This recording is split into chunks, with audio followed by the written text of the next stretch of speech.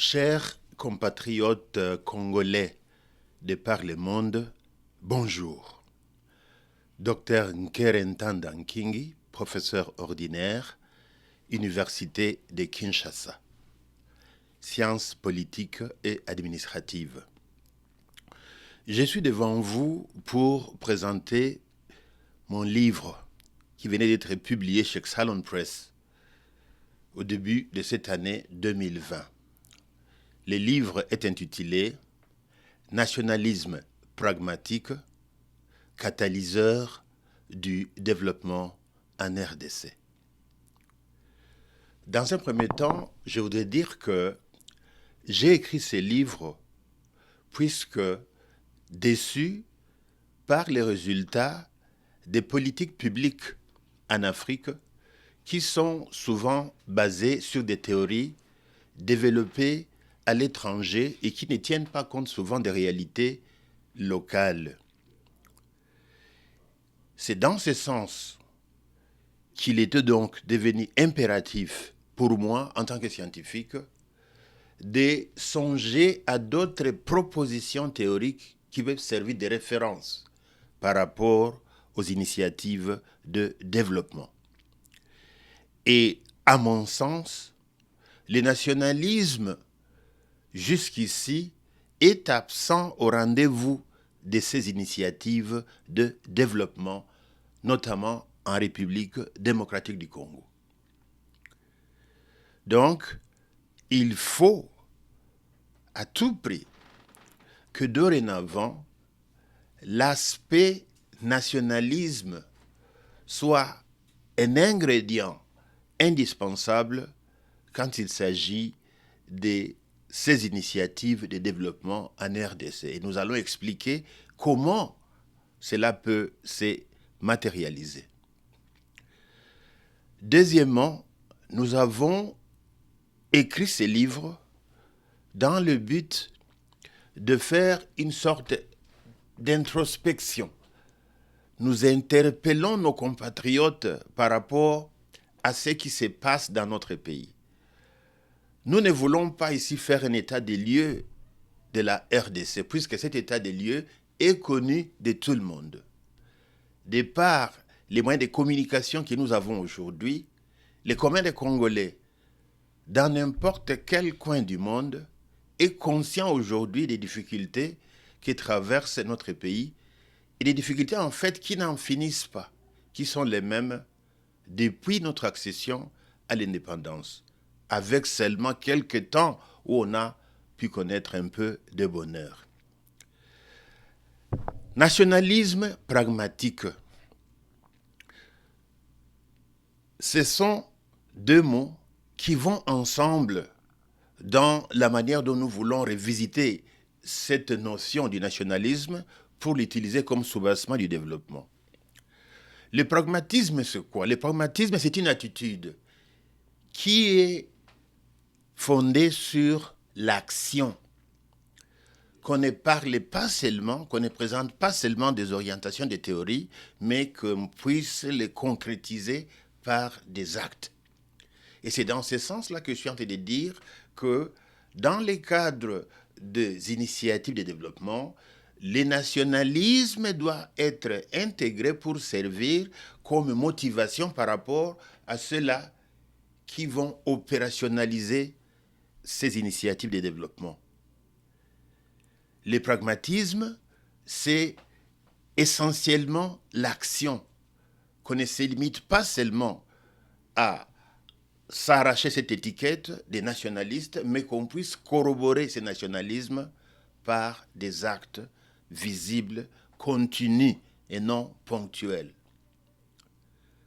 Nationalisme pragmatique. Quand nous parlons de cet élément comme catalyseur, qu'est-ce que nous voulons dire?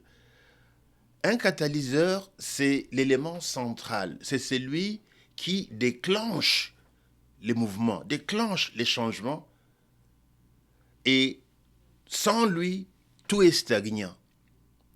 Or, quand nous voyons la situation au Congo aujourd'hui, je peux ici faire référence, par exemple, au travail un très bon travail qui vient d'être publié par un sénateur congolais qui est également un collègue écrivain, Didier Moumengi. Dans ce travail, Didier Moumengi identifie 43 plans de relance agricole déjà initiés depuis l'existence de cette République. Mais ce qui est surprenant est que aucun de ces plans n'a été réellement mis en application comme il le fallait, et par temps, aucun de ces plans n'a jamais réussi.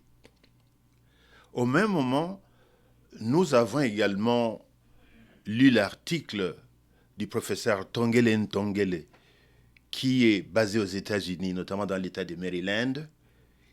Un très bel article également sur la façon dont on peut électrifier très facilement la RDC. Dans les deux cas, ce sont des propositions qui, pour vrai dire, ne sont pas nécessairement nouvelles. Ne sont pas nécessairement nouvelles. Mais ce sont des propositions qui n'ont jamais trouvé des acteurs réellement engagés pour les transformer en de vrais actes et par temps changer la RDC.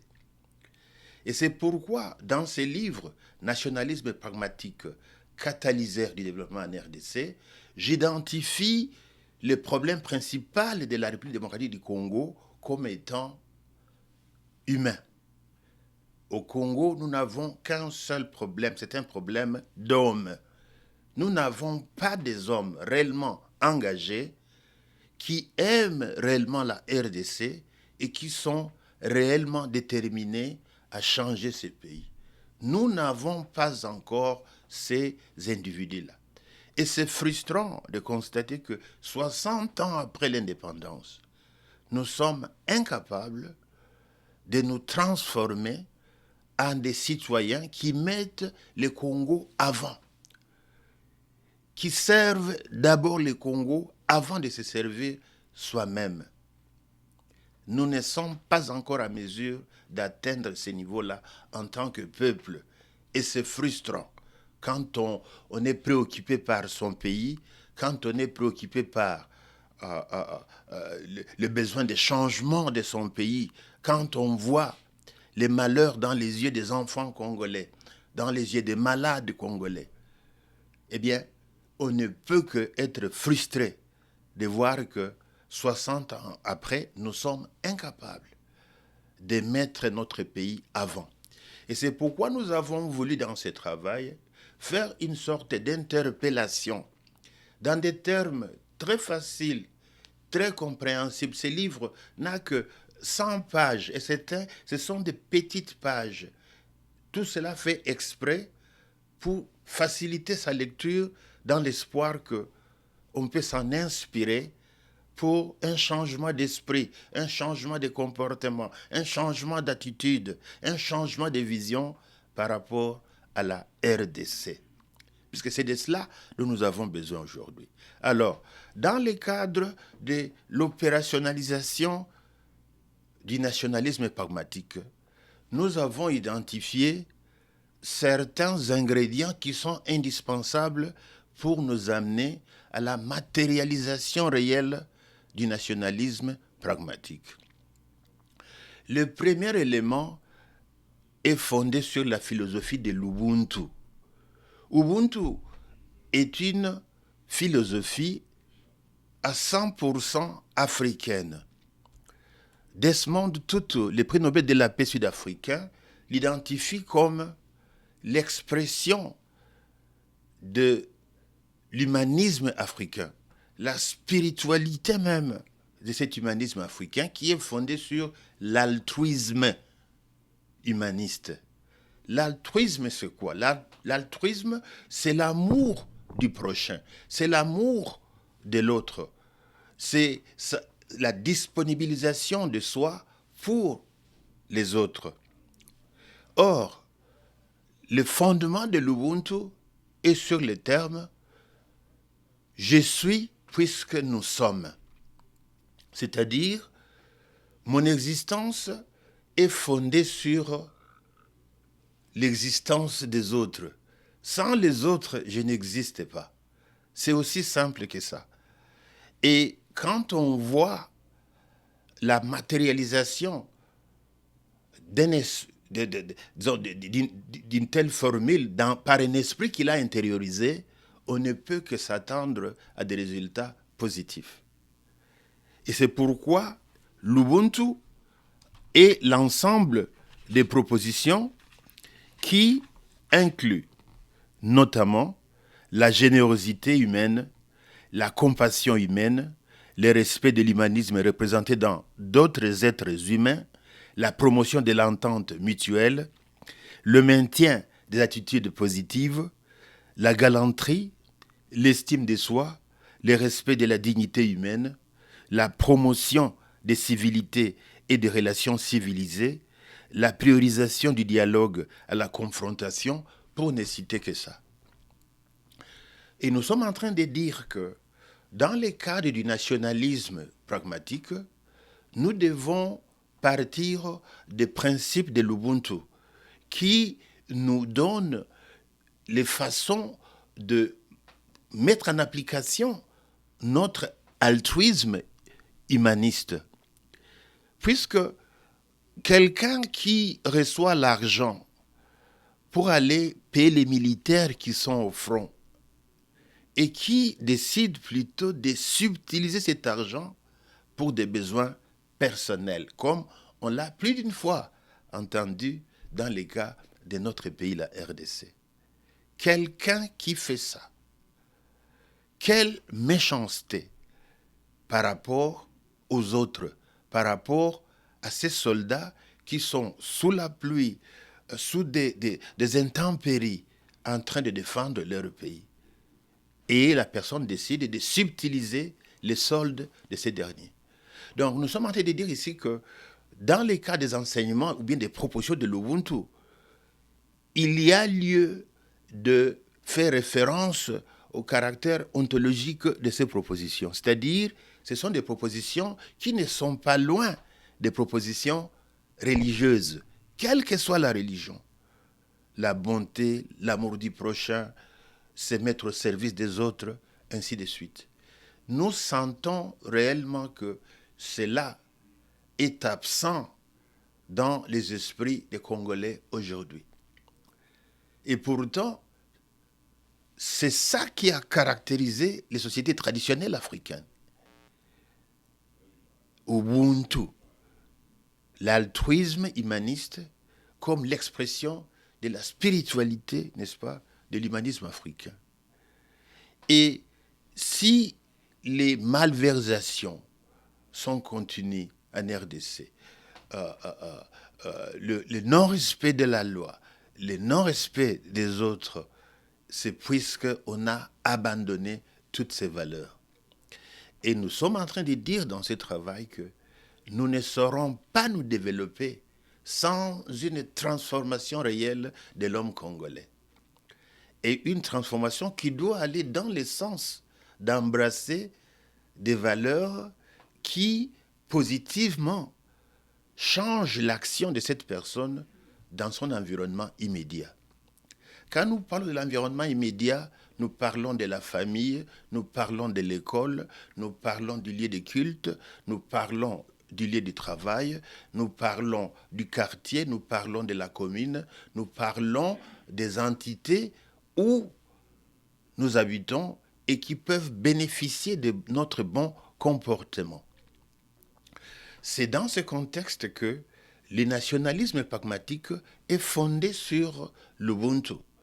On ne peut pas prétendre être un nationaliste sans concrétiser ce nationalisme, et deux, sans que cette concrétisation soit guidée par des valeurs positives telles que les valeurs qui nous sont proposées par l'Ubuntu. Et c'est pourquoi, toujours dans les cadres du nationalisme pragmatique, un autre élément vient s'ajouter à l'Ubuntu.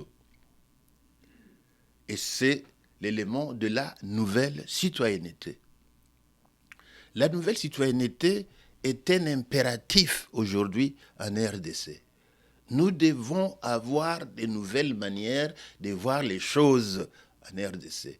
Nous devons avoir de nouvelles attitudes, de nouveaux comportements, des nouveaux engagements vis-à-vis de notre entourage immédiat, tel que nous l'avons défini, la famille, les quartiers, la commune, n'est-ce pas, jusqu'à la nation.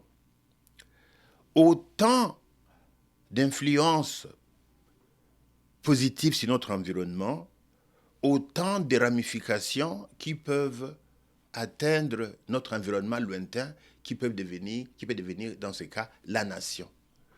Puisque les communs des mortels peuvent penser que pour changer le Congo, on doit être dans une position de responsabilité. On doit être ministre, on doit être je ne sais quoi pour changer le Congo, poser des actes qui sont vus par tout le monde. La réponse est non. On ne doit pas être ministre pour changer le Congo. Le nationalisme pragmatique appelle à l'action partout où on peut se trouver.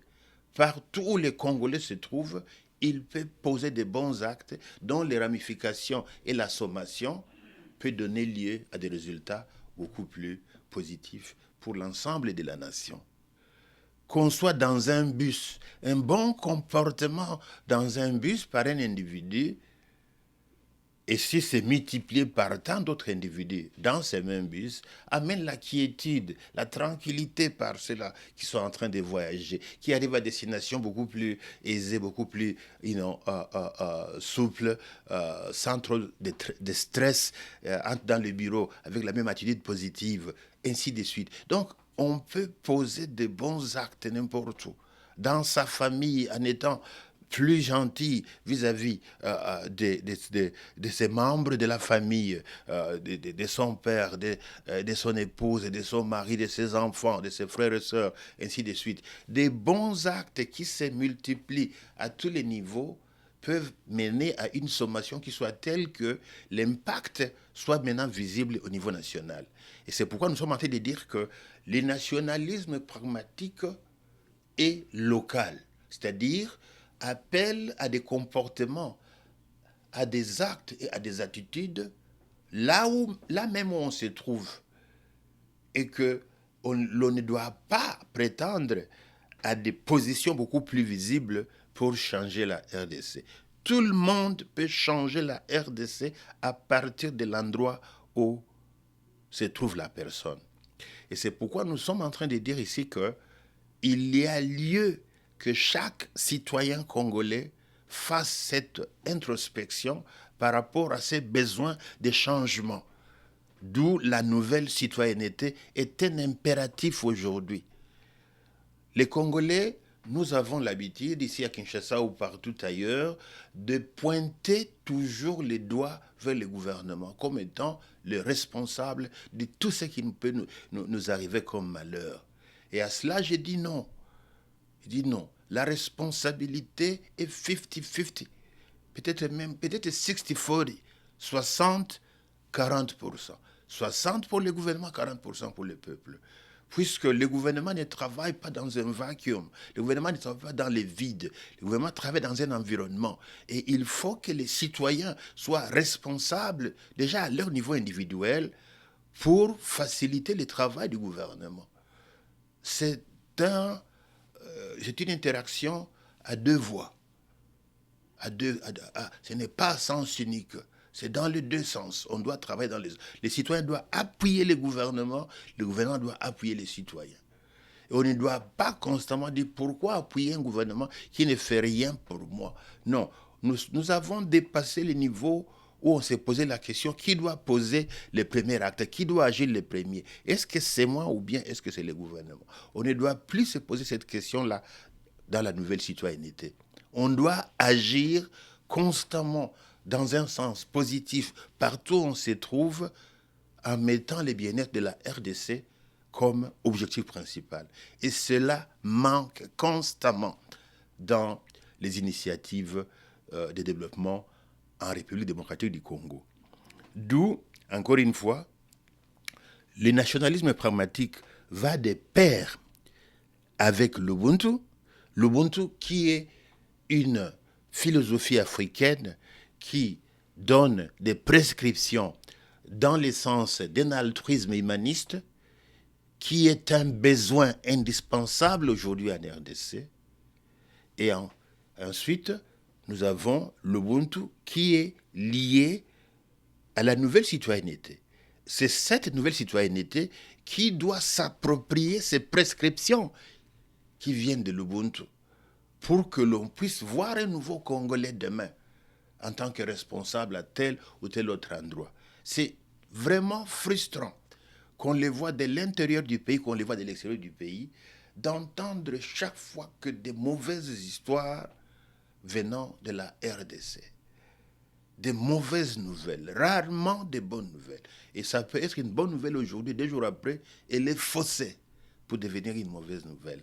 Et c'est dans ce sens que nous interpellons l'ensemble du peuple congolais, à savoir que les dirigeants congolais ne tombent pas du ciel.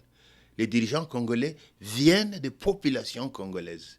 C'est lui qui est ministre tel endroit aujourd'hui, déjà tel endroit aujourd'hui, peut avoir été votre simple voisin hier, avec qui vous critiquiez le gouvernement. Et soudainement, il se retrouve maintenant membre du gouvernement et il commence immédiatement à répéter les mêmes choses que vous critiquiez ensemble du gouvernement qui était là.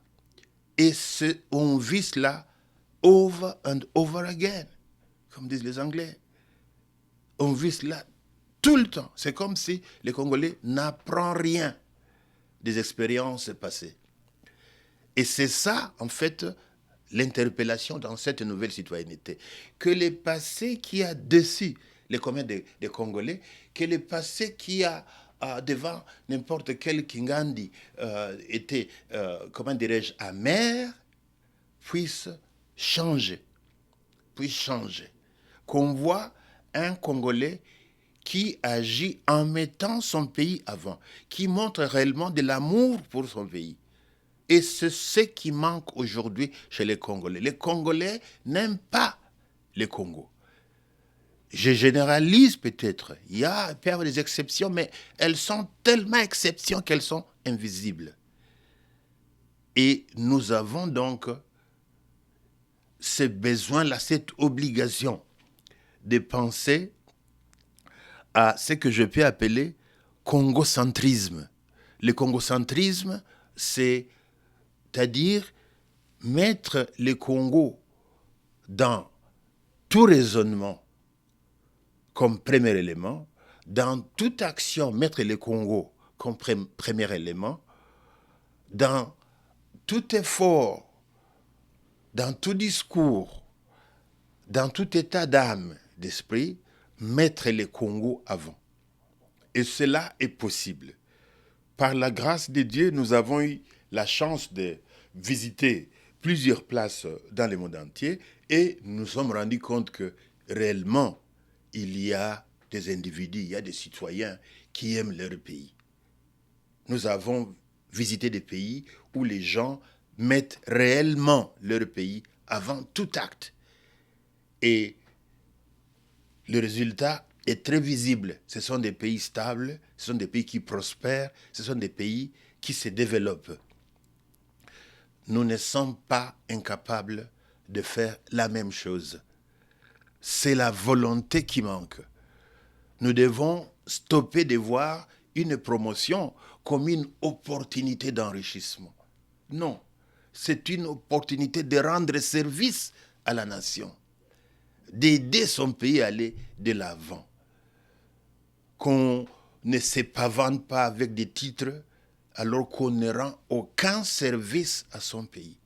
Mais le comble est que ça se répète. Nomination après nomination, régime après régime, avec quelques exceptions, prêtes dans le cadre, par exemple, de certaines nouvelles provinces, où on voit réellement des nouveaux gouverneurs en train de travailler. Là où il n'y avait rien, soudainement, il y a des initiatives de développement qui sont très visibles. Et c'est là où on se rend compte que c'est faisable. La transformation du Congo, le développement du Congo est possible et faisable aujourd'hui en 2020. Et c'est à cela que nous appelons l'ensemble de nos compatriotes à agir. Comment transformer notre pays? Comment puis-je devenir un nouveau citoyen, beaucoup plus utile, beaucoup plus productif, beaucoup plus engagé pour mon pays? Cela manque, chers compatriotes. Cela manque. Qu'on voit une promotion, qu'on voit une nomination plutôt comme une bénédiction. C'est une bénédiction que vous trouvez dans des positions où vous devez contrôler les gens, où vous devez poser des actes dont les impacts peuvent transformer les vies des gens. C'est une bénédiction. On doit rendre gloire à Dieu en posant des actes positifs, aussitôt qu'on se retrouve dans des positions d'autorité, dans des positions de commande. Mais qu'on ne se limite pas à cela. Cela n'est pas donné seulement à ceux qui sont en position d'autorité. Comme je l'ai dit auparavant, on peut changer le Congo à partir de n'importe où. Une famille stable se multiplie, ça donne un quartier stable, se multiplie, ça donne une commune stable, se multiplie, ça donne une ville stable, ainsi de suite. Donc, la famille, en tant que fondement de la société, devient la base pour cette transformation à la nouvelle citoyenneté. Et qui doit se traduire par des actes qui soient visibles d'abord au niveau de la famille, puis au niveau d'autres interactions que nous avons dans la société. Puisque, comme on nous dit dans l'Ubuntu, nous n'existons pas sans les autres. Tout acte que nous posons devrait viser à l'amélioration de notre entourage, puisque plus notre entourage est amélioré positivement, plus les ramifications viennent également améliorer, bien sûr positivement, nos vies aussi. Donc c'est ça, en fait, l'essentiel même de notre travail. Interpeller les Congolais à changer de comportement, à stopper les détournements des deniers publics, à stopper, à considérer leur position comme des vaches à lait dont on doit se servir pour devenir riche, pour aller aussi se vanter dans les quartiers, dans des coins, ainsi de suite. C'est possible de changer ces déviations-là qui semblent avoir choisi domicile en République démocratique du Congo. C'est possible de les changer, chers compatriotes, et c'est ça notre appel dans ce travail. Que le Seigneur vous bénisse, que le Seigneur bénisse la République démocratique du Congo. Je vous remercie.